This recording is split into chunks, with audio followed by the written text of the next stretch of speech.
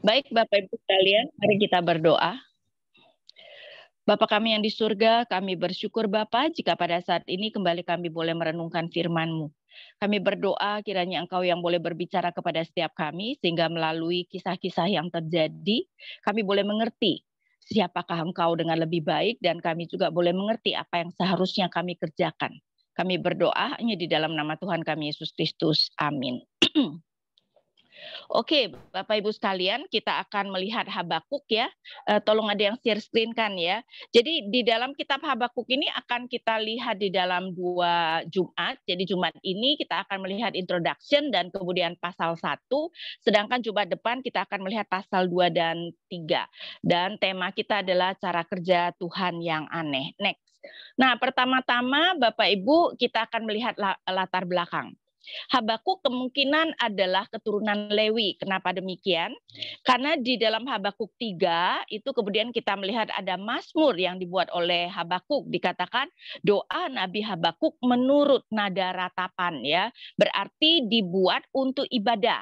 Dan itu mengingatkan kita ya. Jadi Mazmur itu banyak sekali ya, ketika dibuatkan Mazmur itu dikatakan untuk pemimpin biduan menurut nada apa. Sehingga ini kemungkinan adalah keturunan Lewi. Karena selain Daud biasanya adalah keturunan Lewi, keturunan Asaf, keturunan Korah misalnya, yang kemudian membuat Mazmur untuk ibadah. Nah, penanggalannya kira-kira antara 605 sebelum Masehi, bangkitnya Babel, sampai dengan 587 atau 586 sebelum Masehi, kehancuran Yehuda. Jadi kita bayangkan ya, di dalam kira-kira 8-9 tahun terakhir, ini keadaan benar-benar memburuk di dalam Yehuda, dan sekarang menuju kepada kehancuran. Ya, jadi benar-benar di masa yang sangat mengerikan bagi umat Allah, apalagi umat Allah yang setia kepada Tuhan. Karena itu kita melihat inti kitab Habakuk adalah pergumulan Nabi Habakuk tentang cara kerja Tuhan.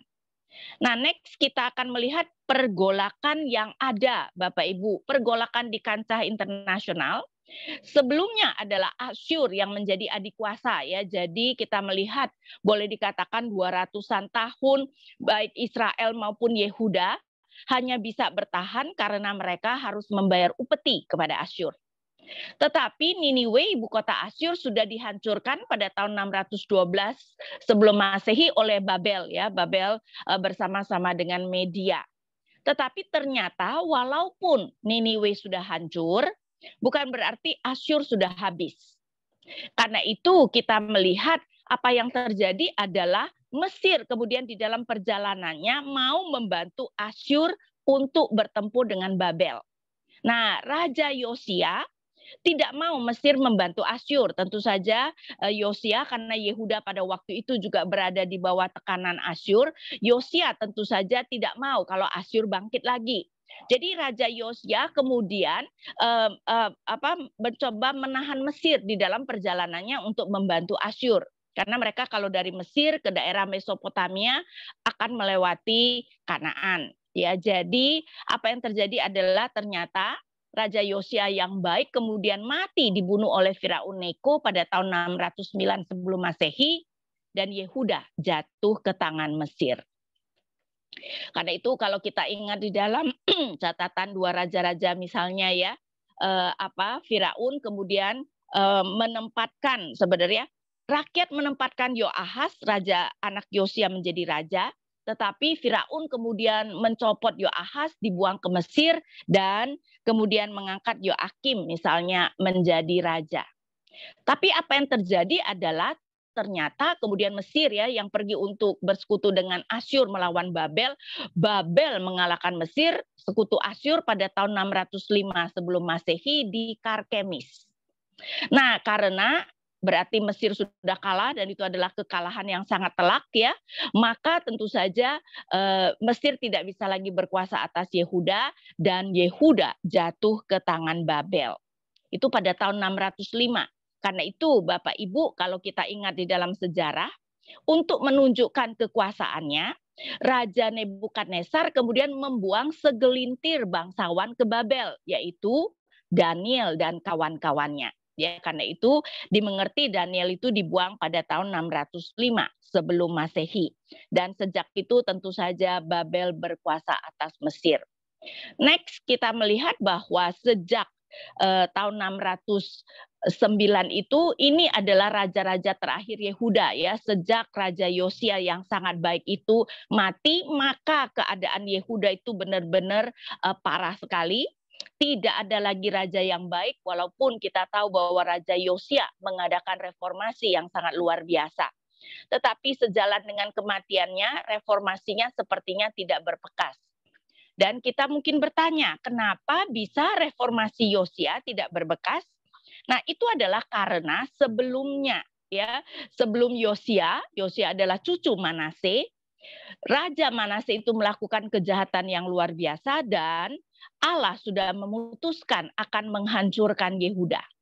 Jadi walaupun nanti Yosia mengadakan reformasi dan reformasi yang begitu diperkenan oleh Allah, tetapi karena Allah sudah memutuskan untuk menghancurkan Yehuda, maka reformasi itu kemudian tidak berbekas setelah Yosia mati. Nah, raja-raja terakhir Yehuda, kita melihat tadi Yoahas ya, itu adalah yang diangkat oleh rakyat setelah Yosia mati, tetapi kemudian dengan cepat Firaun kemudian membuang Yoahas ke Mesir, jadi Yoahas hanya berkuasa sekitar 3 bulan. Firaun kemudian mengangkat Yoyakim anak Yosia yang lain untuk kemudian memerintah ya. Nah, di dalam zaman Yoyakim inilah kita melihat bahwa Habakuk kemudian mulai melayani.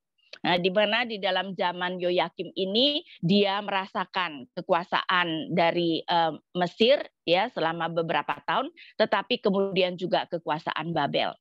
Nah, tapi rupanya setelah Yehuda jatuh ke tangan Babel, setelah beberapa tahun membayar upeti, Yoyakim kemudian mau memberontak. Dia tidak mau membayar upeti, Babel datang untuk mengepung Yerusalem. Nah, di dalam pengepungan itu Yoyakim mati dan Yoyakin, anak Yoyakim menjadi raja. Tapi baru juga Yoyakin menjadi raja selama 3 bulan, Babel bisa ya mengalahkan Yerusalem. Yoyakin kemudian bersama orang-orang Yehuda termasuk Nabi Yehezkiel, Bapak Ibu ya, dibuang ke Babel dan kemudian Nebukadnezar mengangkat Zedekia anak Yosia yang lain untuk menjadi raja ya, dan ini adalah Raja Yehuda yang terakhir. Tetapi memang ya setelah sekian tahun membayar upeti kembali Zedekia tidak mau membayar upeti, sekali ini Babel tidak memberi ampun. Babel kembali datang mengepung dan sekali ini akhirnya menghancurkan Yerusalem termasuk menghancurkan Bait Allah. Anak-anak Zedekia sendiri dibunuh di depan Zedekia dan Zedekia kemudian dicungkil kedua matanya dan akhirnya dibuang ke Babel. Jadi Bapak Ibu kita bisa membayangkan ini adalah tahun-tahun mengerikan yang akan terjadi pada Yehuda ya. Dan Habakuk itu kira-kira mungkin dari tahun 605 yaitu sejak kebangkitan Babel yang mengalahkan Mesir. Nah, next kita kemudian akan masuk kepada kita melihat cara Tuhan yang misterius ya. Jadi kalau kita melihat maksudnya pasal 1 ayat 1 sampai 17. Sorry, saya yang salah ya. Jadi cara Tuhan yang sering misterius ayat 1 sampai 17. Pertama adalah Tuhan yang diam. Ucapan ilahi dalam penglihatan Nabi Habakuk. Nah, memang dengan tidak adanya dikatakan raja yang berkuasa, kadang-kadang kita tidak tahu misalnya Nabi ini melayani pada zaman apa. Tetapi kenapa kita kemudian bisa mengatakan dia melayani kira-kira tahun 605 sebelum Masehi sampai kehancuran Yehuda, itu adalah karena apa yang dikatakan oleh Tuhan sendiri di ayat 6. Sebab sesungguhnya aku akan membangkitkan orang Kasdim. Ya, jadi di sini berbicara tentang sebenarnya lebih ke arah aku telah membangkitkan orang Kasdim ya. Orang Kasdim adalah orang Babel. Karena itu kita tahu ini kira-kira 605 sebelum Masehi. Nah, ayat 2, berapa lama lagi ya Tuhan aku berteriak tetapi tidak kau dengar? Aku berseru kepadamu kekerasan, tetapi tidak kau tolong. Mengapa engkau memperlihatkan kepadaku kejahatan dan memandangi saja kelaliman? Ya, aniaya dan kekerasan ada di depan mataku, pembantahan dan pertikaian menjadi-jadi. Itulah sebabnya hukum tak lagi berdaya dan keadilan tidak pernah ditegakkan. Sungguh orang fasik mengepung orang benar, itulah sebabnya keadilan diputar balikkan. Jadi kita melihat di ayat 1 sampai 4 berbicara tentang Tuhan yang diam. Karena apa? Kekerasan ada di mana-mana. Kata ya, kekerasan itu muncul berkali-kali, kekerasan, kejahatan, kelaliman itu muncul berkali-kali, tetapi ternyata ya Tuhan juga diam saja ya, sehingga kata kekerasan muncul di dalam ayat 2. Kemudian juga di dalam ayat 3, kemudian juga kita melihat ayat 9, mereka semua datang untuk melakukan kekerasan. Belum lagi juga di pasal 2 juga ya, muncul kekerasan di akhir ayat 8 dan kekerasan terhadap negeri, kota serta seluruh penduduknya. Kekerasan ada di mana-mana. Sehingga dikatakan juga hukum kehilangan kekuatan dan keadilan tidak pernah muncul. Ya tentu saja ya dengan adanya kekerasan dan Babel bisa melakukan apa saja karena mereka kemudian menjadi penguasa dari Yehuda dan ternyata Tuhan diam saja. Dan ini mungkin merupakan sesuatu yang juga sering kita bayangkan ya, betapa kekerasan demi kekerasan terjadi kepada umat Allah dan Tuhan sepertinya diam saja.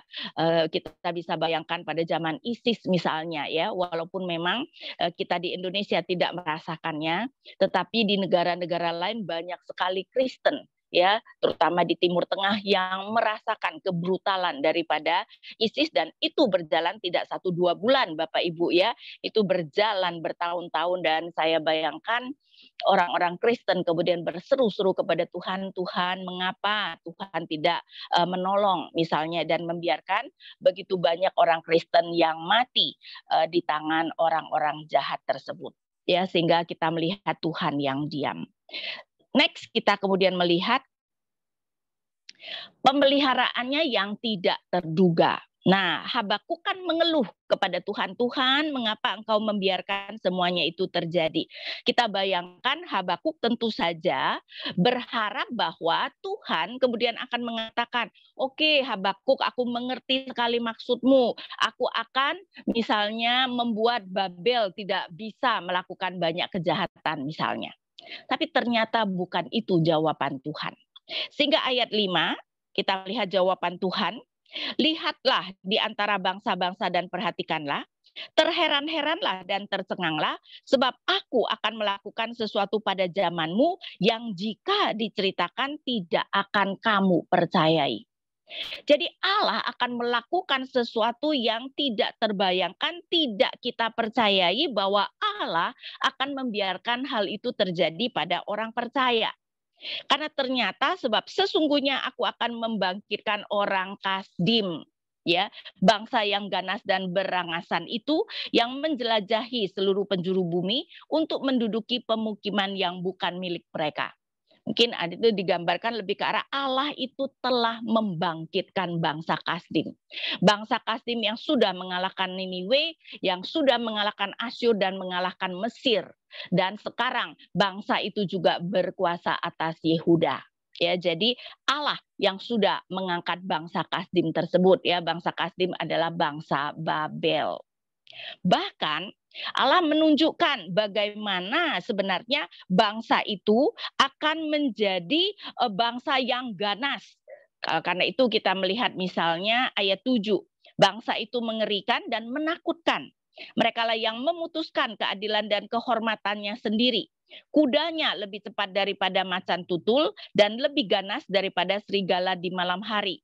Pasukan berkudanya berderap-derap, pasukan berkudanya datang dari jauh, terbang seperti Raja Wali yang menyambar mangsa. Kita tahu ya, Raja Wali kecepatannya sangat luar biasa.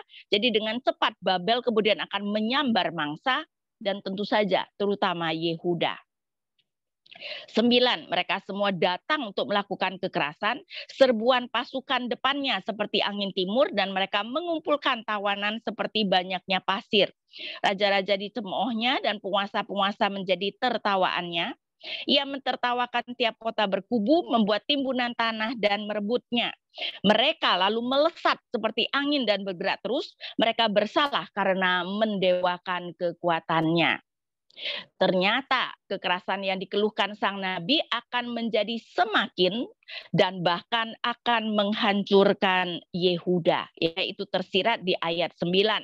Di mana serbuan pasukan depannya seperti angin timur dan mereka mengumpulkan tawanan seperti banyaknya pasir. Mereka akan kemudian menaklukkan bangsa-bangsa, termasuk tentu saja adalah bangsa Yehuda. Karena itu kita melihat itu yang terjadi. Next kita melihat ini tentu saja adalah instrumen yang tidak umum Tuhan memakai bangsa yang lebih fasik untuk menghukum Yehuda. Nah, kita nanti akan melihat dengan lebih jelas. Tapi kemudian next saya mau supaya kita melihat Bapak Ibu betapa ini adalah sesuatu yang sering terjadi. Cara Tuhan yang sering sekali disalah mengerti. Pertama, oleh umat. Banyak umat tidak menyadari bahwa Tuhan yang membangkitkan bangsa Kasdim. Karena itu mereka sering sekali kalau kita melihat pada zaman itu kebanyakan orang Israel itu bukan umat yang setia, tidak sungguh-sungguh beriman, dan banyak mereka tentu saja menyembah berhala. Karena itu Tuhan murka dan mau membuang mereka. Berarti mereka itu tidak mengerti bahwa Allah mereka adalah Allah yang Maha Kuasa. Dan tentu saja kalau mereka tidak mengerti Allah mereka adalah Allah yang Maha Kuasa, maka mereka tidak menyadari bahwa Allah lah yang membangkitkan bangsa Kasdim. Nah, apalagi dunia. Karena itu kita melihat cara Tuhan yang sering disalah mengerti oleh dunia. Babel dan bangsa-bangsa lain tentu saja tidak sadar bahwa kuasa yang dimilikinya berasal dari Tuhan. Ingat di dalam dunia kuno jika dua bangsa yang bertempur, maka yang terjadi adalah Allah-allahnya yang dianggap bertempur. Dengan sekarang Babel bisa menguasai Yerusalem, Yehuda, dan Yehuda harus membayar upeti, tentu saja orang-orang Babel akan berpikir bahwa Allah mereka lebih hebat dari Allah Israel. Nah, Nebukadnezar pun tidak mengerti. Karena itu kalau kita ingat di dalam kitab Daniel Bapak Ibu, di dalam pasal 4, Tuhan akhirnya merendahkan Nebukadnezar sampai Nebukadnezar mengerti bahwa kuasa yang dimilikinya yang begitu hebat ternyata itu sebenarnya adalah dari Allah Israel. Tapi sekarang ini belum terjadi. Karena itu kita melihat pada saat ini bahkan Nebukadnezar pun tentu saja tidak mengerti. Jadi kita melihat yang tidak dimengerti, cara Tuhan yang tidak dimengerti oleh dunia. Tetapi next kita melihat bahkan oleh hambanya sendiri. Termasuk Habakuk. Karena itu kita sekarang akan melihat ini lebih detail. Saya bacakan ayat 12. Habakuk walaupun kemudian dia akan mengeluh kepada Allah. Nah, ini adalah keindahan cara kerja Nabi Bapak Ibu Walaupun nanti dia akan mengeluh tapi dia memulai dengan pujian. Menunjukkan keyakinannya akan karakter Tuhan. 12, bukankah engkau ada sejak dulu Tuhan Allahku yang Maha Kudus? Kami tidak akan mati. Ya Tuhan, mereka telah kau tetapkan untuk menghukum. Ya gunung batu telah kau tentukan mereka untuk menghajar. Matamu terlalu suci untuk melihat kejahatan, dan engkau tidak tahan memandang kelaliman. Mengapa engkau memandangi saja orang-orang yang berbuat khianat itu, dan berdiam diri ketika orang fasik menelan orang yang lebih benar daripadanya? Pertama, si Habakuk menunjukkan keyakinannya akan karakter Tuhan, kekal, yang berelasi dengan umatnya dia memakai Tuhan Allahku, kudus, setia, dan berkuasa dan adil. Tentu saja kita tahu ini adalah karakter-karakter Allah yang sangat luar biasa, tetapi karena karakter Allah inilah dia kemudian mengeluh. Next kenapa? Karena bagi dia ada sesuatu yang membingungkan. Bagaimana mungkin Tuhan yang kudus dan adil membiarkan orang yang lebih fasik menelan orang yang lebih benar? Karena itu saya bacakan lagi ayat 13. Matamu terlalu suci untuk melihat kejahatan dan engkau tidak tahan memandang kelaliman. Mengapa engkau memandangi saja orang-orang yang berbuat khianat itu dan berdiam diri ketika orang fasik menelan orang yang lebih benar daripadanya? Kok Tuhan engkau membiarkan orang fasik menelan orang yang lebih benar? Dan saya rasa kita sering sekali juga bisa merasakan ya. Oke lah, kita tahu kita bukan orang sempurna. Kalau Tuhan mau menghukum kita dan Tuhan menghukum kita dengan orang yang lebih benar dari kita, ya walaupun juga ya kita kesal tapi oke lah bisa mengerti ya. Tetapi ketika Tuhan menghukum kita, memakai orang-orang yang lebih jahat dari kita, saya rasa kebanyakan kita juga akan komplain ya. Dan jelas Yehuda ya sudah menyembah berhala, Yehuda sudah menjadi bangsa yang tidak setia kepada Tuhan, tapi bagaimana dengan Babel? Bukankah lebih parah? Apalagi mereka tentu saja ya ketika menaklukkan bangsa-bangsa lain banyak sekali melakukan kekerasan. Bagaimana mungkin Tuhan yang kudus dan adil membiarkan tersebut? Mengapa Tuhan membiarkan bangsa Kadim yang menyembah kekuatannya sendiri, ya sama sekali tidak menyembah Allah, menghancurkan bangsa-bangsa tanpa belas kasihan? Saya bacakan ya dari ayat 14. Mengapa manusia kau buat seperti ikan di laut, seperti bintang-bintang, binatang-binatang melata yang tidak ada pemerintahannya? Semuanya ditarik bangsa itu ke atas dengan kail, ditangkap dengan pukatnya, dan dikumpulkan dengan jala. Itulah sebabnya ia bersukacita dan bersorak-sorai. Ya, sehingga kita melihat bahwa mau menggambarkan betapa mudahnya ya Babel itu menghancurkan bangsa-bangsa seperti cuma dikail dan ditangkap dengan pukat. Itulah sebabnya dipersembahkannya kurban pada pukatnya ya. Jadi pukat itu kan di sini digambarkan sebagai alat militernya. Jadi Babel kemudian sangat membanggakan kekuatan militernya dan dibakarnya kurban kepada jalannya. Sebab dengan alat-alat itu pendapatannya melimpah dan rezekinya berlimpah ruah. Ya, itulah sebabnya ia selalu menghunus pedangnya dan membunuh bangsa-bangsa tanpa belas kasihan. Jadi mengapa Tuhan membiarkan ya bangsa itu membunuh bangsa-bangsa tanpa belas kasihan, dan terutama tentu saja kenapa Tuhan membiarkan itu nanti akan terjadi pada Yehuda. Ya, jadi kita melihat bukannya Tuhan itu menjawab seperti yang Habakuk inginkan. Tuhan itu malahan berkata, Habakuk ini belum apa-apa loh ya. Kamu akan melihat sesuatu yang jauh lebih parah. Ya, sehingga tentu saja hal itu membuat Habakuk harusnya lebih bingung. Dan kita melihat apa yang dilakukan Habakuk. Next, kita melihat pasal 2 tapi cuma ayat 1 saja. Habakuk berkata, aku akan berdiri di tempat penjagaanku dan bertahan di menara. Aku akan meninjau untuk melihat apa yang difirmankannya kepadaku dan apa yang akan dijawabnya terhadap pengaduanku. Jadi di sini kita melihat bahwa Habakuk mengharapkan jawaban dari Tuhan. Dan dia mau mengamati dan menunggu jawaban Tuhan. Saya pikir Habakuk mungkin berpikir ya dengan apa yang dikatakannya, ya Tuhan kemudian akan mungkin menghentikan Babel misalnya seperti demikian ya, karena perkataan Habakuk itu adalah perkataan-perkataan yang sangat masuk akal.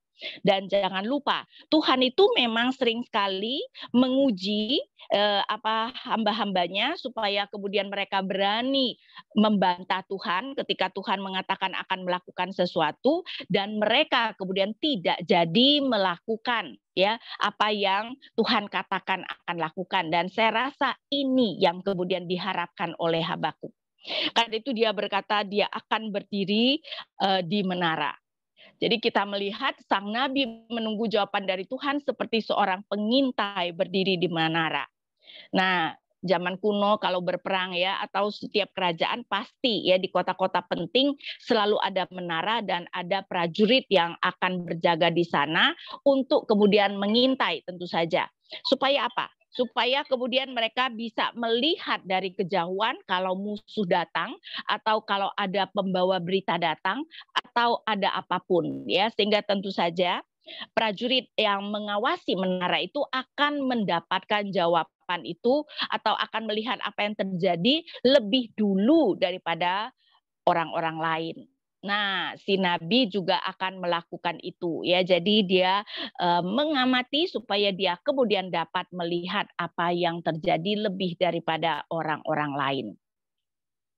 Dan memang nabi sering disebut sebagai pengawas yang mengamati tujuan Tuhan dan kadang memperingati ketika bahaya mengintai umat ya. Coba kita bandingkan dengan Yesaya 21 ayat 6 sampai 8. Saya bacakan Yesaya 21 ayat 6 sampai 8. Beginilah firman Tuhan kepadaku, pergilah tempatkanlah seorang pemantau, apa yang dilihatnya haruslah diberitahukannya. Apabila ia melihat pasangan-pasangan tentara berkuda, pasukan keledai, pasukan unta, ia harus memperhatikannya dengan sungguh-sungguh, dengan sangat seksama. Kemudian berserulah orang yang melihat itu, di tempat pemantauan ya Tuanku, aku berdiri sehari penuh, dan di tempat penjagaan aku bersiaga semalam suntuk. Ya, jadi itu juga merupakan sesuatu yang menjadi tugas daripada seorang nabi. Nah, next kita kemudian akan melihat apa yang menjadi sangat penting ya, yang sangat relevan dengan kita Bapak Ibu, yaitu mengenai Allah dan sejarah. Bahasa Inggris kata sejarah sangat menarik ya, history. Itu yaitu kata his plus story. Jadi sejarah adalah kisah Allah. Yang berarti sejarah berada di bawah pengaturan Allah. Tergantung Allah mau melakukan apa. Ya, jadi sejarah itu berada di bawah pengaturan Allah dan mengikuti rancangan Allah. Ya, sehingga kita melihat bahwa sebuah bangsa bangkit dan sebuah bangsa hancur misalnya seturut dengan jadwal yang Tuhan inginkan. Kan itu tidak mengherankan misalnya ya kata Tuhan yang merupakan tugas Yeremia. Saya bacakan misalnya Yeremia 1 ayat 10. Ketahuilah pada hari ini aku mengangkat engkau atas bangsa-bangsa dan atas kerajaan-kerajaan untuk mencabut dan merobohkan, untuk membinasakan dan meruntuhkan, untuk membangun dan menanam. Bayangkan, firman seorang nabi itu yang akan mencabut, merobohkan, atau membangun dan menanam kerajaan. Dan itu menunjukkan betapa semuanya itu berjalan dengan jadwal dari Allah. Nah, Bapak Ibu, apa yang menjadi pusat sejarah? Yang menjadi pusat sejarah dunia adalah kerajaan Allah. Kan itu kalau kita melihat di dalam sejarah kerajaan Allah di PL ya, kerajaan Israel yang kemudian terbagi menjadi Israel dan Yehuda, ketika Tuhan berkenan dengan umatnya, kita lihat misalnya pada zaman Daud dan Salomo, maka yang terjadi adalah Israel menjadi adik kuasa. Terutama pada zaman Salomo ya, digambarkan bahwa seluruh kerajaan dari Mesir sampai Efrat kemudian membayar upeti kepada Salomo ya, sehingga kita bisa melihat betapa semuanya itu ya Israel yang menjadi adik kuasa. Tetapi kemudian kita tahu bahwa Salomo itu kemudian menyembah berhala, bukan? Ya, pada menyembah berhala pada masa tuanya, dan apa yang terjadi? Tuhan kemudian memecahkan kerajaan itu setelah Salomo meninggal. Dan begitu kerajaan terpecah ya, kita melihat kerajaan utara dan kerajaan selatan, digambarkan bahwa Mesir langsung bisa mengalahkan kerajaan Yehuda. Sehingga kemudian emas-emas di bait Allah pun juga sebagian diambil oleh Mesir. Lihat nggak, ketika Tuhan murka, Tuhan bangkitkan lawan-lawan. Ya, belum lagi tentu saja kemudian kita tahu bahwa ketika umat kemudian semakin tidak taat, Tuhan kemudian membangkitkan Asyur, dan terakhir di sini Tuhan kemudian membangkitkan Babel untuk menghancurkan. Sehingga kita bisa melihat bahwa sejarah dunia terkait dengan kerajaan Allah. Nah, Sekarang pun tentu saja kita tahu bahwa kerajaan Allah sudah datang ya, walaupun kita tahu kerajaan Allah sekarang bersifat spiritual, di mana Yesus bertahta di surga, sehingga kerajaan Allah tidak terlihat fisiknya di dunia ini, tapi ada kerajaan Allah, dan kerajaan Allah sekarang dimengerti sebagai Yesus bertahta di hati orang-orang percaya. Tapi bukan berarti kita umat tidak menjadi pusat dari sejarah dunia. Sekarang tentu saja yang menjadi pusat sejarah dunia adalah gereja Tuhan. Ya, jadi dalam hal itu kita harus yakin bahwa sebenarnya kita sebagai kesatuan umat Tuhan itu adalah yang paling penting di dalam sejarah, dan Tuhan membiarkan apapun yang terjadi sekitar kita tergantung apa yang Tuhan mau kerjakan kepada umatnya. Karena itu ketika kemudian ya Bapak Ibu, gereja mengalami kesulitan-kesulitan, terutama ada musuh-musuh yang bangkit melawan gereja, hal pertama-tama yang kita harus gumulkan adalah bertanya kepada Tuhan, Tuhan, apa yang sudah menjadi kesalahan gereja? Sehingga Tuhan kemudian membiarkan hal-hal yang buruk terjadi. Next, karena itu kita melihat pelajaran-pelajaran ya Bapak Ibu yang perlu kita pelajari. Pertama, ingat ya, dunia sudah jatuh dalam dosa dan diserahkan ke dalam tangan iblis. Ini merupakan sesuatu yang sering saya katakan karena sering sekali kita kemudian tidak sadar akan hal itu. Karena itu kalau saya bacakan 1 Yohanes 5 ayat 19 dikatakan seperti ini. 1 Yohanes 5 ayat 19.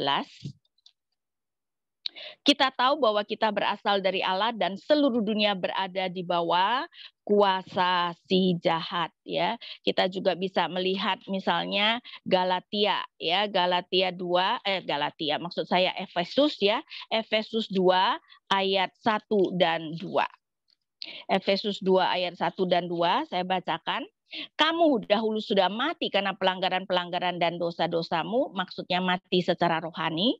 Ayat 2, kamu hidup di dalamnya karena kamu mengikuti jalan dunia ini, kamu mentaati penguasa kerajaan angkasa, yaitu roh yang sekarang sedang bekerja di antara orang-orang yang tidak taat. Ya, sehingga kita melihat bahwa dunia sudah diserahkan ke dalam tangan iblis. Karena itu kita semua lahir dengan sebenarnya berada di dalam kerajaan iblis. Baru kemudian Tuhan Yesus merampas kita orang-orang percaya dan dimasukkan ke dalam kerajaan Allah. Karena itu jangan heran jika dunia lebih banyak ketidakadilan dan kekerasan. Ya, karena memang dunia bukan saja dikuasai oleh iblis, kita tahu bahwa kita bahkan orang percaya pun juga masih banyak dosanya, apalagi orang tidak percaya, tidak bisa melakukan apa yang benar. Karena itu kita melihat misalnya apa yang dikatakan oleh pengkhotbah, ya, kita melihat pengkhotbah 3 ayat 16. Ada lagi yang kulihat di bawah matahari, di tempat pengadilan di situ ada kejahatan, dan di tempat keadilan di situ ada ketidakadilan. Kita orang Indonesia mengerti sekali ya, mungkin ketidakadilan yang paling parah itu terjadi di pengadilan. 4 ayat 1, aku melihat lagi segala penindasan yang dilakukan di bawah matahari, lihatlah air mata orang-orang yang ditindas dan tak ada yang menghibur mereka. Di pihak para penindas ada kekuasaan, tetapi tak ada yang menghibur mereka. Ya, tidak ada menghibur orang yang tertindas karena ada kekuasaan.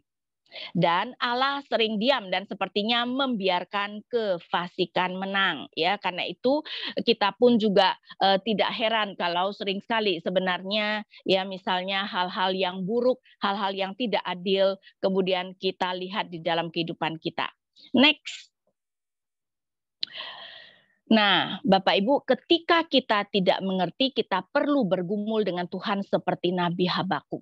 Ya, Tuhan berkata, rancanganku bukan rancanganmu. Banyak hal di dalam kehidupan kita tidak mengerti, termasuk COVID-19. Ya, moga-moga ini benar-benar sudah berlalu. Sudah 3 tahun Bapak Ibu ya, sesuatu yang tidak pernah kita bayangkan. Awalnya kita berpikir mungkin cuma beberapa bulan. Dan karena itu kalau kita tidak mengerti, kita perlu bergumul dengan Tuhan seperti Nabi Habakuk. Dan tentu saja kita juga perlu menantikan jawaban Tuhan untuk pergumulan kita yang belum terjawab.